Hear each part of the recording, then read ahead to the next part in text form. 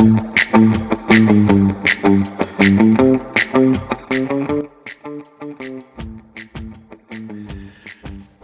to the NEREJ NYREJ podcast. I'm your host, Rick Kaplan. Our show today, we have a great guest. His name is Neil Cohen, and he's an attorney with Barsh and Cohen, PC. And I want to introduce you to Neil Cohen. Good morning, Neil. Good morning. Thank you for the introduction, Rick. Appreciate being on the show, and look forward to having a intense but educational conversation. Sure. Let's start off. You tell us a little bit about your journey, how you got to where you are right now. Well, it definitely wasn't the straight one. There were a few narrow roads along the way. So I've been an attorney almost 25 years now. Been part of a family business for that entire time. Started by my father with his partner, Phil Barsh, in 1972. I joined the firm in 2002 at the conclusion of law school, which I went to at night while I was working during the day. And have been doing this full time ever since. I worked for Paul Saperstein Company when I was in law school during the day. I was a licensed auctioneer doing foreclosures. And I went into the law to be part of a family business. I've been here ever since. So why don't we go into what kind of law are you practicing? I can figure out that it's probably has to do with real estate because you're on the New England and New York Real Estate Journal podcast, but tell me a little bit about that. Well, I mean, if we want to make assumptions, you hit the nail right on the head, as they would say. Yeah, we specialize in transactional.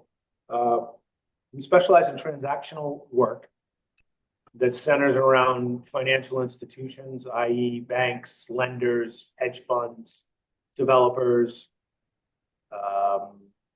other entities that would need transactional and documentational services. We represent local banks, national banks, regional banks, credit unions, some fix and flip lenders, a few small businesses, a few developers. It runs the gamut, and most of it is centered around documentation and securitization. Now, you don't only handle real estate transactions, you also are a full service law firm, correct?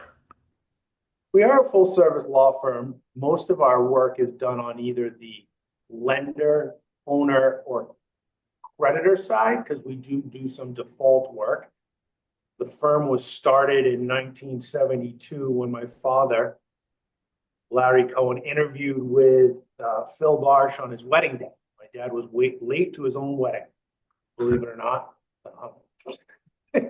Not many people can say that, but he was definitely one of those that could say, yep, I was late to my own wedding because I was interviewing for a job. That was the fundamental basis for his career that he did for probably close to 50 years.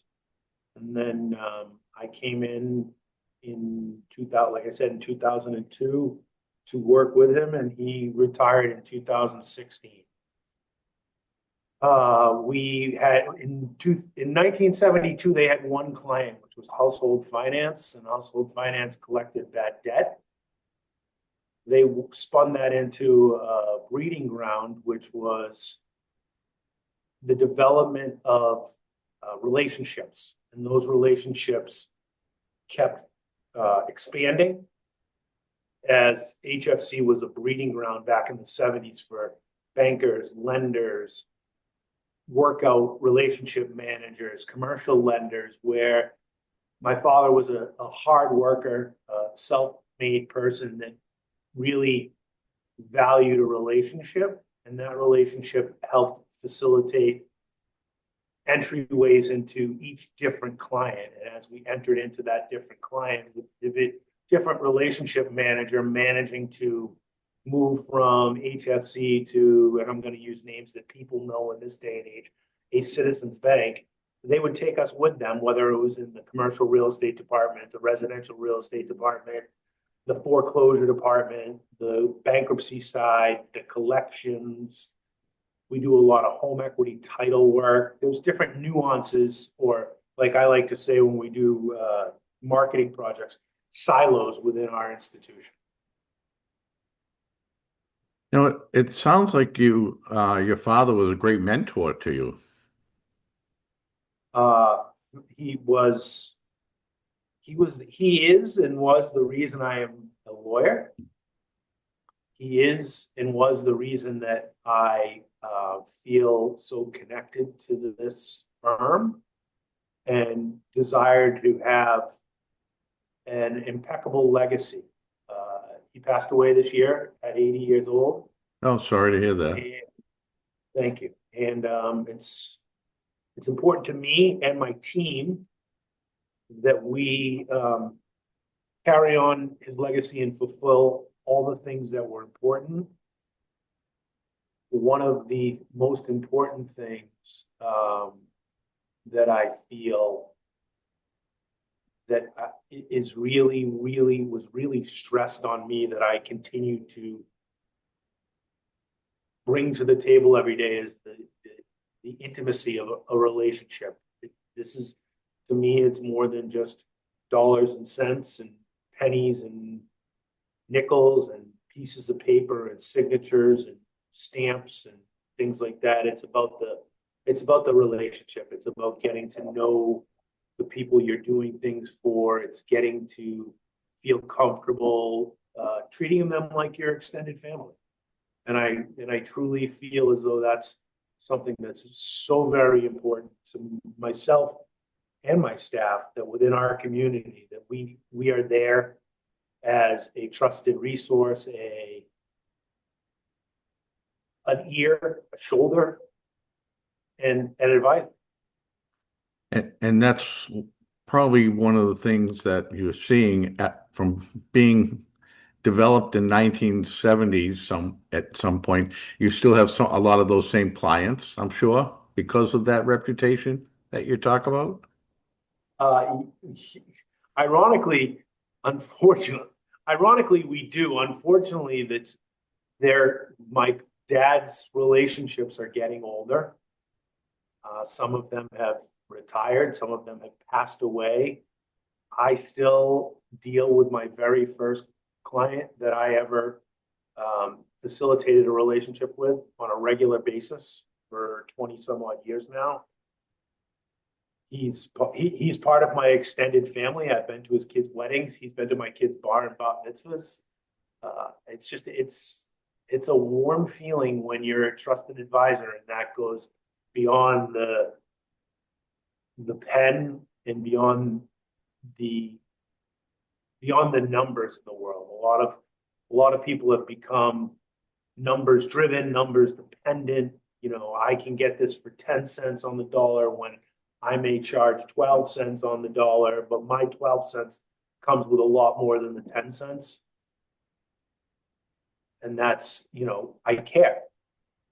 I want to make sure it's done right. And I want to make sure that if there's a problem, I know I'm notified, and those people get me. They don't get a 1-800 number. They don't get a team of unknowns. My director of client management, I like to call it, she's the director of, what is the word I'm looking for? Director of Support Services and Business Development. That's the title. It's a mouthful, but if you're not getting me, you're getting her. And if you don't get her or me, there's a problem, because we're always answering our telephone. Well, that is a very important thing, especially nowadays.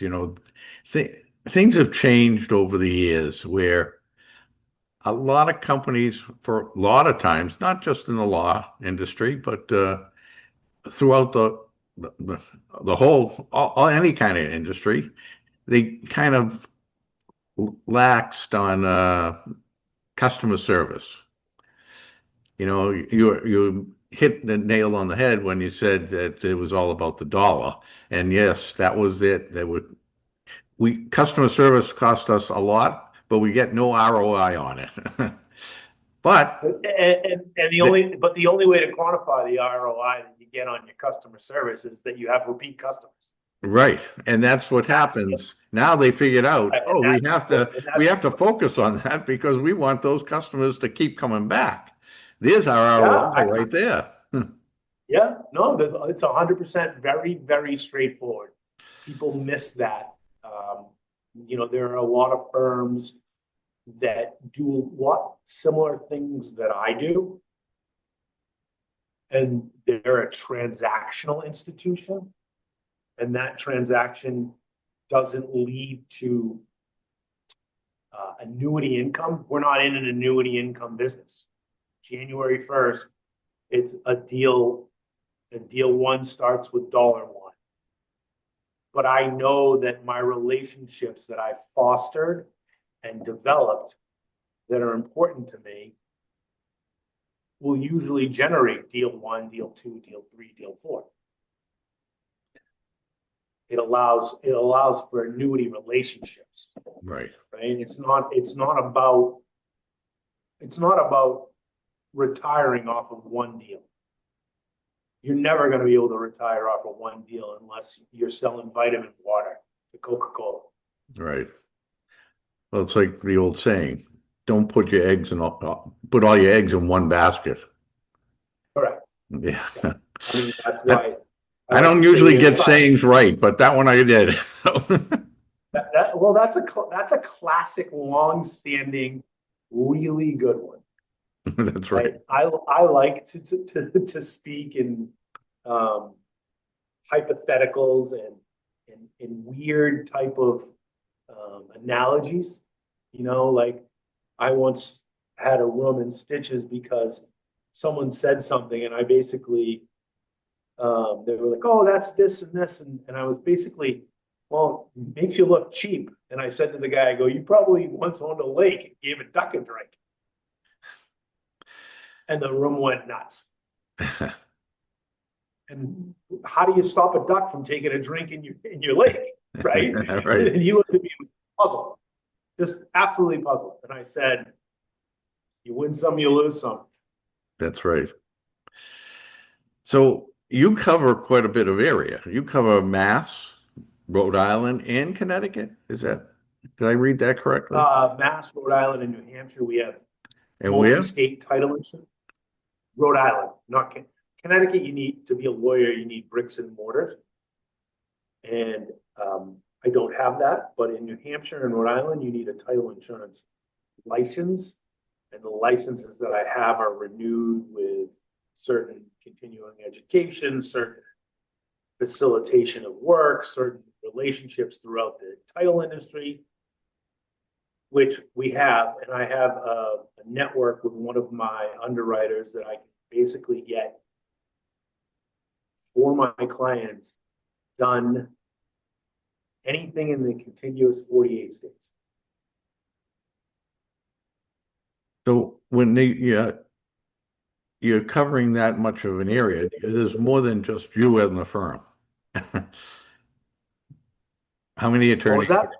There's more than just you in the firm. How many attorneys are in just the firm? me. I do it all. I'm like Batman, Superman, and Wonder. Yeah, we have 1, 2, 3. We have 4 attorneys and 1 part-time attorney. Oh, okay. So and a support staff of 9. There's 13 of us here in this boutique law firm. okay, so you have plenty of support staff to handle those territories. Yeah, and I have a network of. I like to call him a business partner that we're able to facilitate default work throughout the United States. So national mortgage services are a target or a client of ours that allow for them to bring us work. And then we have relationships in Pennsylvania, Philadelphia, Virginia, DC, all the way down the East Coast and across to the Mississippi and some in California. And then for the remote states that people don't even think about, we have a network of people that we've vetted and have the ability to facilitate a transaction that way. So it's been a work in process that has taken some scratching and clawing and digging, and that has really helped us provide services for our clients that's very unique for an institution of our size, our location, and our specialty. So let me ask you your thoughts on how you see the market going, because in my opinion, you're going to see a lot of this stuff earlier than some other, because you're getting things done at the beginning stages of transactions. Yes, we get in at the beginning stage. Are we riding an up and down wave, or are we riding a nice calm wave? I mean, the ocean is an animal, so it depends what type of mood it's in. But is the economy, the commercial So real estate industry? I have my personal opinion, I have my thought, and I have the reality. And I think my personal opinion is that there may be some, depending on where you live and what you're looking at, some bumpy waters that you don't want to take a sailboat into. And then there's going to be the loud vocal minority or majority, whatever situation you feel is best suited for your opinion. And that's going to say that we're taking on water and we're treading faster than we can because we've outpaced the growth, and housing's unaffordable, and people they don't have the money for a deposit. They don't have the money to live. Mortgage, taxes, insurance, it's so expensive. So I look at it from my own personal opinion and say, well, depending on where you are, from a residential standpoint, they don't make more land. So an area like Massachusetts could be insulated from something of a larger pullback, where, you know, Florida, Nevada, and Arizona, I've been through, including my years working for Saperstein, which goes back 30 some odd years now. I've been involved in the real estate world for that long, and a lot of it says that you look at those three areas, and I think all 3 or 4 of the pullbacks that I've seen or been part of, foreclosure increase stats, things of that, have always started in those areas. So as they sit, as you know, units sit, whether it's a condo or a house or a vacation house, the longer they sit on the market, the more the prices pull back. You can look in those areas and you can get a good idea of the factors that are going to lead to an overall picture of the market. You know, every market that we're looking at now in the commercial space, office space is struggling. You know, COVID changed the way people work from home. COVID changed the way people think about office space. COVID changed the way that people do meetings. So a lot of the downtown space in Boston, and I love the idea, because Boston is such an area where there is limited housing, is a lot of it is there's a big push to transition office space into housing space. And I think you're going to see more and more of that with some of the larger developers and investors that will partner and become one on projects that make transitions reality. Well, I think that's probably true, although I think they also need some federal help funding projects like that, or even local, government help for funding projects like that, because that's a costly undertaking converting a office building to a multifamily, Economic undertaking. you know. But there are a lot of empty office space around the city, and housing is needed. But now, things are changing a little because a lot of companies are trying to get their people back into the office. And I talk about this quite a bit. They're trying to get them to come back into the office, which is not always easy because some of them, because they were working remotely, have moved out of the state. They have a different way of living now because of having uh, that leisure work split uh, in their life, which changed the way they look at how they go to work every day. So, and then there's the hybrid, where they go in only a few days a week.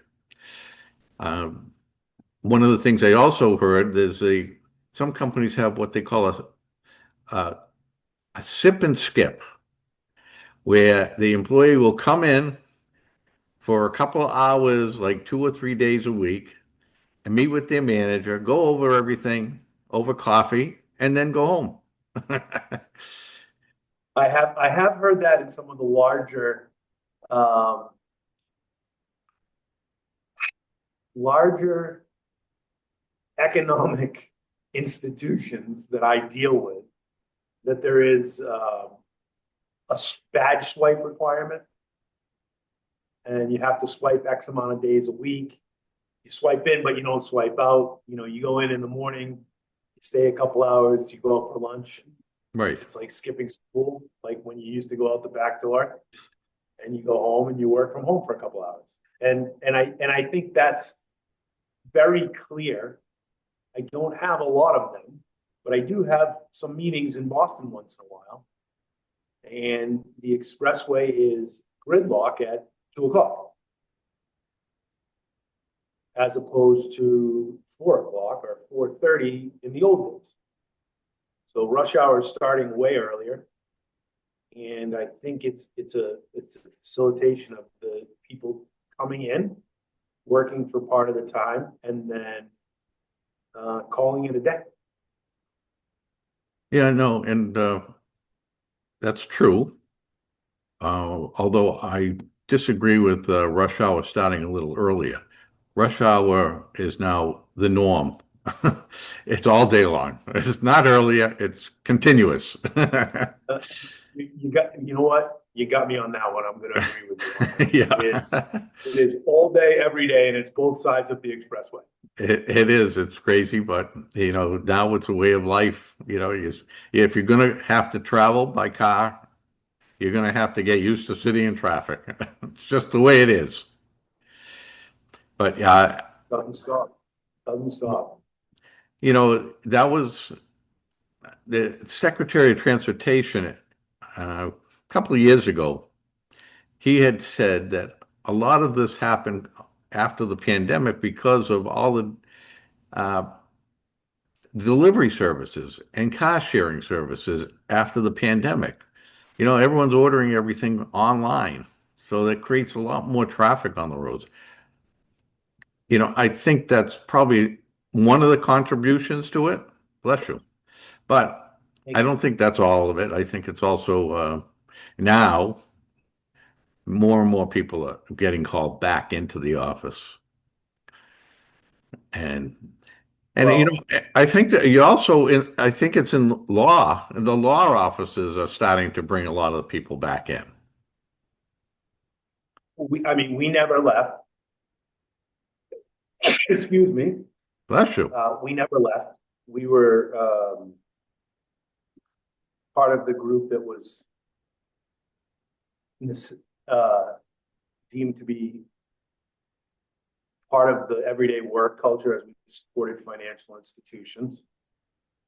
I did, during the pandemic, rotate staff on a 1 week, Monday, Wednesday, Friday, remote Tuesday, Thursday, you flip flop the following week. And then as they reduce the limits on people and places that you could go, we brought everybody back, and we've been back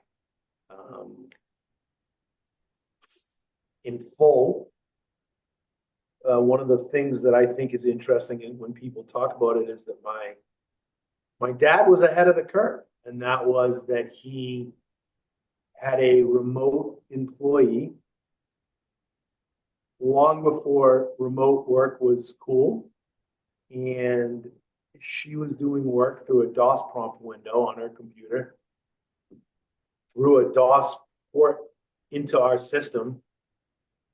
She would work Monday night from home, Tuesday morning from home, Tuesday night from the office, Wednesday from home, Thursday night from home. Sorry, Thursday morning from home, Thursday night from the office, off Friday, and all day Sunday in the office. And she's been with us almost 30 years now. Well, he was a little ahead of his time, I guess, because a lot of companies, even when the pandemic hit, were not able to switch over to that right away. It was kind of a new thing for everyone. But now, in this day and age, with all the new technology, it wasn't that terrible to figure it out. No. But you had to figure it out. Yes. And now it's become a mantra of such that it's, you work smarter, not harder. Right. So if you have technology, you have video conferencing, remote work, remote desktops, AI, all of those things that help you facilitate your practice, then you should be investigating them and using them so that you're not lagging behind the work curve or the catch-up curve. Well, yeah, and at the end of the day, it benefited a lot of people, especially attorneys, especially doctors, because now they can focus more on taking more patients and giving the time to them, because they don't have to have all their patients come into the office for different events. They can follow up through telehealth. Same with, you don't need to have an attorney. You don't need to have a client come into the office to go over certain paperwork. You can do it over a secured link. I think, right? You can. I will tell you, based on my personal opinion, that there's a lot to be said for sitting across the table from your client, your contemporaries, your adversaries, the other people in the deal. It allows you to really and truly get a feel for the feeling in the room, right? If it's a conflict, you can tell how conflicted and intense it's going to be. If it's a deal, it's usually easier to be worked out when you're sitting there. And if it's a relationship that needs to be developed, that's best done in person. Well, Neil, we're running out of time, but I enjoyed speaking with you. If someone listening to the show is interested in finding out more about your company, or even trying to do business with your company, is there a website that they can go to? There is a website, www.barsh, B-A-R-S-H, hyphen, Cohen, COHEN.com. That's our website. We're actually in the process of revamping a new one. That's one. And the main number here in the office is 617-332-4700. And all general inquiries can go to info@barsh, BARSH, -Cohen.com. And that info email is on your website as well? Yes, it is. Info Okay. is on the website. So. Well, it's been a pleasure talking with you, Neil. We're talking with Neil Cohen. He's from Barsh and Cohen PCs, and you're based out of Canton, Mass, correct? Yes, our main corporate office is in Canton, Massachusetts. And we have some outposts throughout the Commonwealth, but we like to, I think it's a teamwork thing where the spoke needs to be all the way around the wheel, so everybody's situated here in Canton on a daily basis. Well, again, it's been a pleasure speaking with you, Neil. And like I said, we're talking with Neil Cohen from Bosch and Cohen PCs. I'm Rick Kaplan, the host of the NEREJ and NYREJ podcast. And till next time.